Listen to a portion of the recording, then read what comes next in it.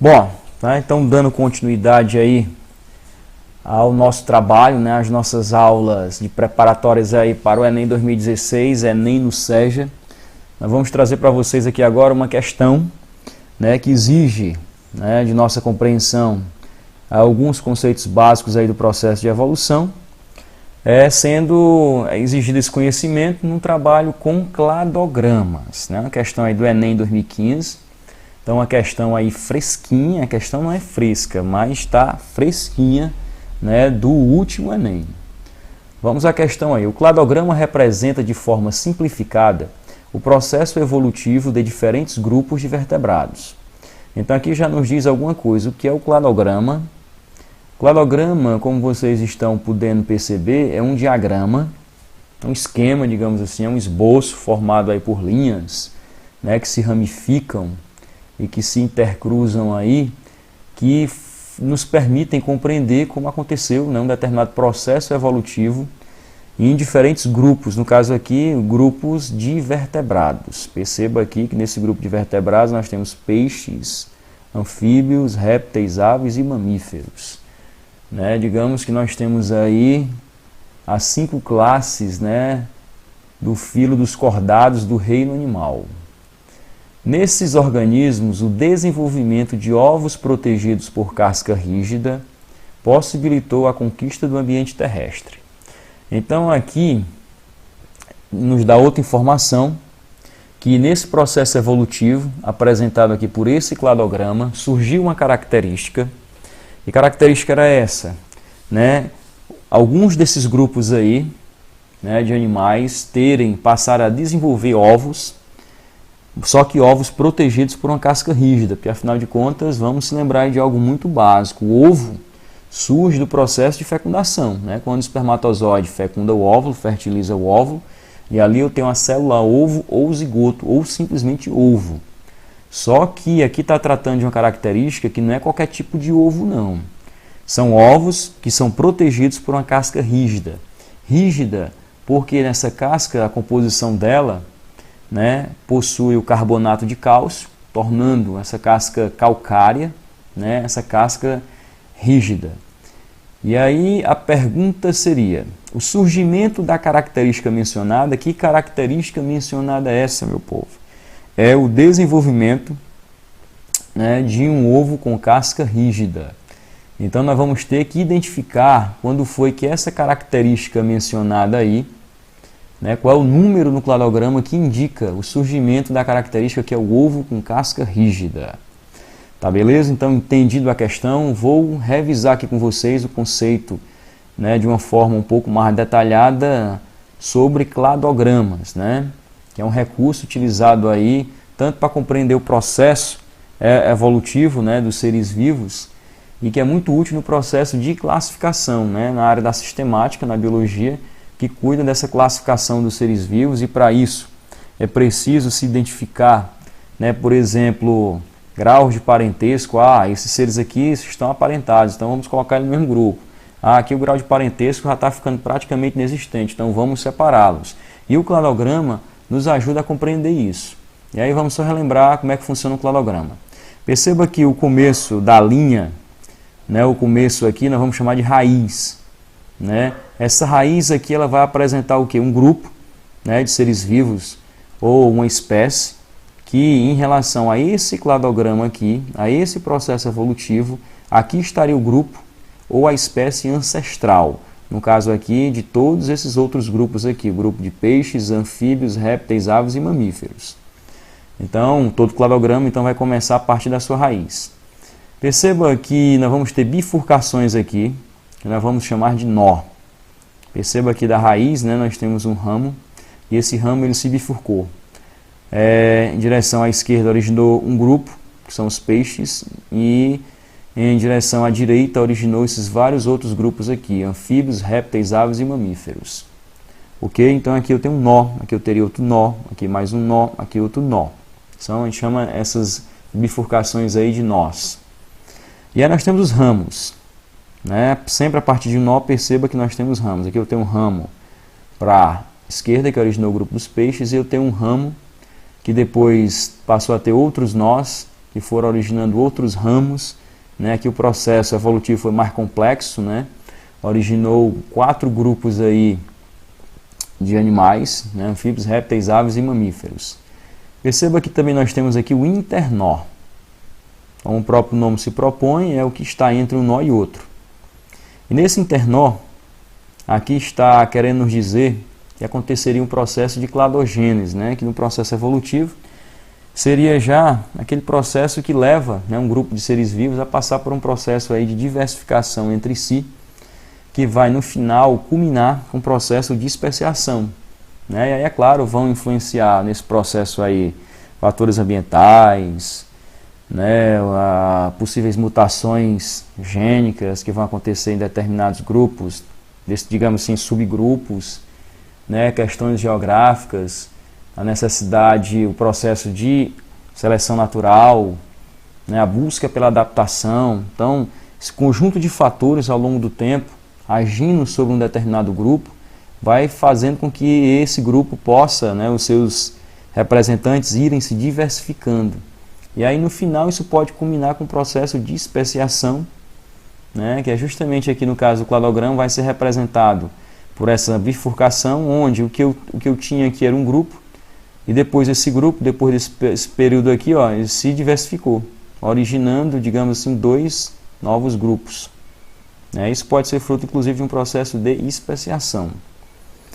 E aí perceba que tem tracinhos aqui na posição horizontal, cortando esses ramos aí do cladograma, que vão representar as características. Inclusive a questão quer saber justamente onde é que está, lá no cladograma, uma característica que é o desenvolvimento do ovo com casca rígida, que coincidentemente eu trouxe esse outro exemplo aqui de cladograma, e esse ovo com casca rígida a gente vai ver que é justamente o ovo amniótico. Então nós vamos ter que encontrar onde é que essa característica ovo de casca rígida, ovo amniótico apareceu no cladograma daquela questão. Certo? E aqui eu coloquei a apomorfia ou plesiomorfia, porque depende de como nós vamos analisar essa característica. Por exemplo, se essa característica aqui, ovo amniótico, eu parto da seguinte observação: répteis, aves e mamíferos. São os grupos que eu tenho hoje. Esses grupos, a característica mais antiga dos 3 aqui, digamos assim, considerando só os 3, é justamente o ovo amniótico, de acordo com esse cladograma. Então isso aqui seria uma plesiomorfia. Agora perceba que aqui eu tenho um grupo de seres vivos, nesse internó aqui, que originou depois répteis, aves e mamíferos. Considerando esse grupo aqui, nesse momento do processo evolutivo, e eu passar a observar essa outra característica aqui, glândulas mamárias, então é uma característica nova do grupo. Então aqui seria uma apomorfia.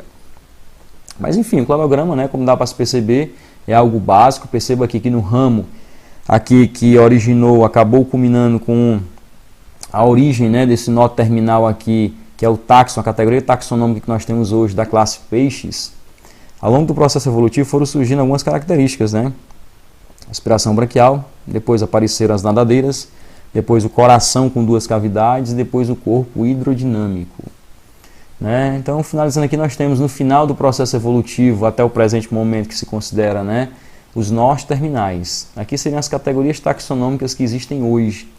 Né? Nesse caso aqui nós temos 1, 2, 3, 4, 5 classes, né, que compõem o filo dos cordados, né, o filo que está dentro aí do reino animal. Tá ok? Então acredito, né, que já deu para a gente ter uma compreensão básica como é que se funciona aí um cladograma. Voltando à questão pergunta, né, em que momento daquele processo evolutivo, de acordo com o cladograma, surgiram os ovos pergamináceos ou calcários, ovos com casca rígida daqui? Né, se alguém me disser que desconhece essa estrutura aqui, esse objeto aqui, eu vou ficar muito preocupado, porque afinal de contas aqui a gente, como todo brasileiro, convivemos com isso de manhã, de tarde, de noite às vezes. Bife do oião no café da manhã, às vezes na janta, e às vezes no café da manhã, no almoço e na janta. Então, pessoal, todo mundo já pegou no ovinho de galinha. Por exemplo, aqui um ovo como esse, é o popular ovo de casca rígida ou ovo de casca calcária. Por quê? Porque a casca desse ovo, ela é composta digamos assim, numa proporção bastante significativa, mais de 90%, da composição química desse ovo é carbonato de cálcio, que é o que dá a rigidez a esse ovo. Diferentemente, aqui é claro, nós já sabemos, se você sabe que isso aqui é um ovo de galinha, então já podemos deduzir que as aves, que é um daqueles grupos que está lá no cladograma, possui ovo com casca rígida. Mas devem saber também que répteis, né, como crocodilos, serpentes, tartarugas, também produzem ovos com essa característica aqui, ovos de casca rígida. E temos até aí, pessoal, 2 exemplos de mamíferos. Mamífero, sim, mamífero, alguns produzem ovos com casca rígida, no caso o ornitorrinco e a ecdna. É claro que a gente não vê em toda esquina, né, animais como esse andando aí no nosso dia a dia. Porém, esses grupos aí, répteis, aves e mamíferos, produzem ovos de casca rígida. Anfíbios e peixes não. Bora ver aqui. Olha aqui. Aqui nós já temos um alevino aqui, né, um peixinho aqui eclodindo do ovo, digamos assim, do seu ovo. Percebam que a estrutura desse ovo aqui dos peixes é uma estrutura que não possui essa casca rígida, como o ovo que acabamos de ver, o ovo de galinha, o ovo de uma ave. Agora, é claro, isso daqui também é uma adaptação. Estão perfeitamente adaptados aonde ele se desenvolve, que é num ambiente que é aquático. Né, um ovo com casca, aqui tem um embrião se desenvolvendo, então vendo que já está um alevinozinho eclodindo aqui. Né, no estágio final, o desenvolvimento embrionário já é eclodindo do ovo.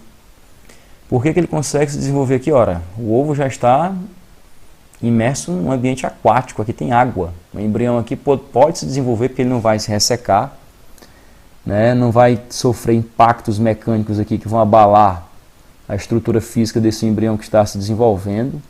E os anfíbios do mesmo jeito. E agora também, pessoal, por outro lado, anfíbios, né, e peixes até hoje não conquistaram o ambiente terrestre. Sabemos que peixe surge na água, se desenvolve na água e vivem na água. Né? Os anfíbios, mas o sapo vive na terra. Sim, vive. Porém, sapo, perereca, vivem na terra, mas para se reproduzir, eles precisam, né, o macho e a fêmea, se encontrarem no ambiente aquático. Lá eles acasalam, lá a fêmea põe os seus ovócitos, o macho, os espermatozoides, acontece a fecundação, forma o ovo, e o ovo precisa ser formado no ambiente aquático para permitir o embrião se desenvolver. Né? Por isso que até hoje peixe e anfíbio nunca conseguiram dominar o ambiente terrestre por conta disso, porque o ovo, como não tem a casca rígida, né, não daria condições para que esse embrião se desenvolvesse no ambiente terrestre, só no ambiente aquático. Agora veja, ovo de répteis, aves e de alguns mamíferos. Olha a estrutura do ovo. Isso que é o ovo, né, de casca rígida, ovo calcário, ovo amniótico. Olha a estrutura aqui, tem a casca, né, revestindo a estrutura mais externa aqui, a casca. E aí perceba que essa casca, como já falamos anteriormente, na sua composição química, temos aí mais de 90% de carbonato de cálcio, por isso que ela é rígida. Né, essa casca, por ser rígida, já vai dar uma proteção maior, né, ao embrião. Perceba, olha como esse embrião, as estruturas que, digamos assim, estão organizadas para protegê-lo e permitir o desenvolvimento dele. O embrião aqui, pessoal, como estão vendo, está protegido, está guardadinho aqui nessa cavidade, que é chamada âmnion ou cavidade amniótica. Essa cavidade amniótica é uma bolsa. E essa bolsa, ela acumula líquidos.